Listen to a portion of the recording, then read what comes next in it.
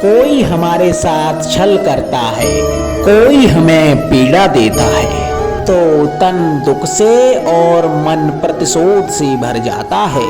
फिर हम प्रतिघात चाहते हैं, अपने मन की अग्नि को शांत करने के लिए प्रतिशोध चाहते हैं, और यही हम सबसे बड़ी भूल कर बैठते हैं। तो क्या किया जाए? इसका केवल एक ही उपाय है, और वो है क्षमा।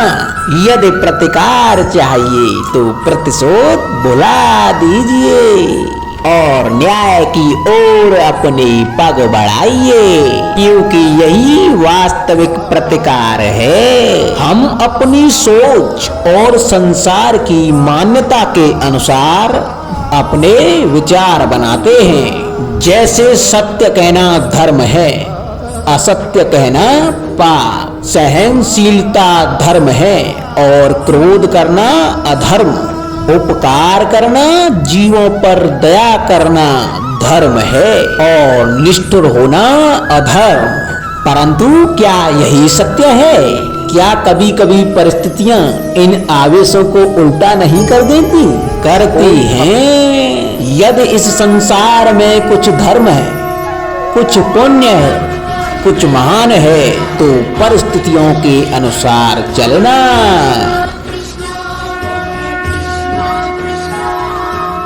क्या जटायु स्मरण है आप सबको? वो जिन्होंने रावण पर क्रोध किया था, उस पर आक्रमण किया था। उस समय जटायु का क्रोध पाप नहीं था, बल्कि धर्म था। इसीलिए अंत में उन्हें भगवान राम की गोद मिली।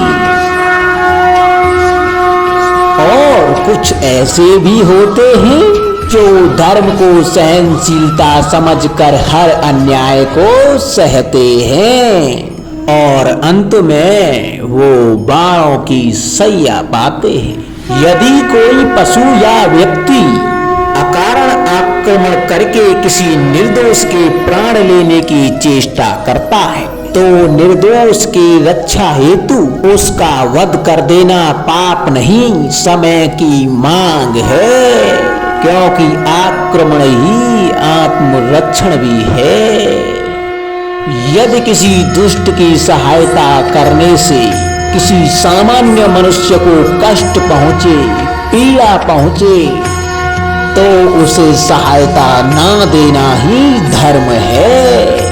अकारण क्रोध अस्वीकार है, परंतु क्रोध से कुछ शुभ हो तो क्रोध और दंड भी धर्म ही है। स्वीकारण, सत्य का स्वीकारण मनुष्य के लिए बहुत ही महत्वपूर्ण है।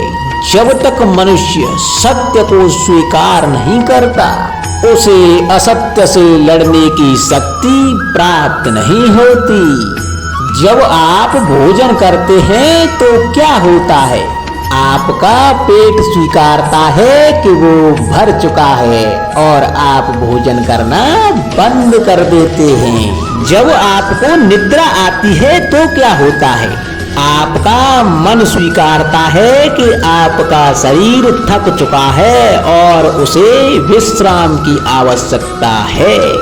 उसी प्रकार जब आपको किसी व्यसन को रोकना हो, तो आपको स्वीकारना पड़ता है कि बहुत हो चुका है, चाहे वो लालच हो या मदिरा पान।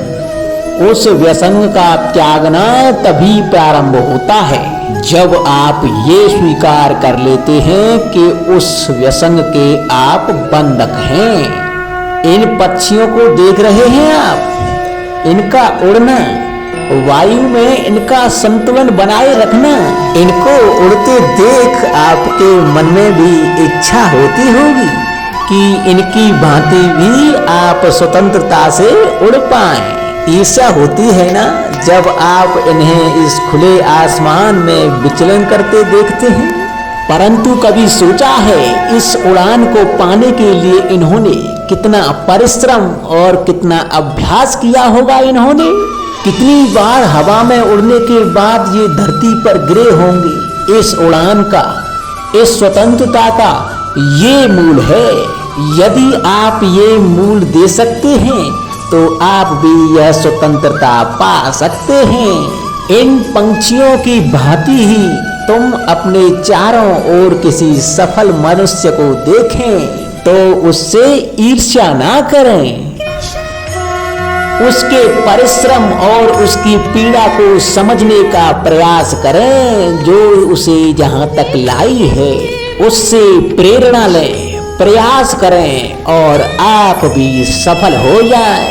हमारे जीवन का मूल आधार है करुणा। करुणा क्या है? करुणा दया नहीं, करुणा वो भाव है जिससे हम दूसरे की समस्या को समझ सकते हैं, उसकी कठिनाई को अनुभव करते हैं। इस संसार में सारी समस्याओं का मूल है एक दूसरे की परिस्थितियों को ना समझना, और इस समस्या का हल है करुणा। करुणा किसी पशु पक्षी के प्रति हो या किसी मनुष्य के प्रति, ये आपके जीवन में संघर्ष और कलेश जैसी भावनाओं को दूर रखती है। राधे राधे।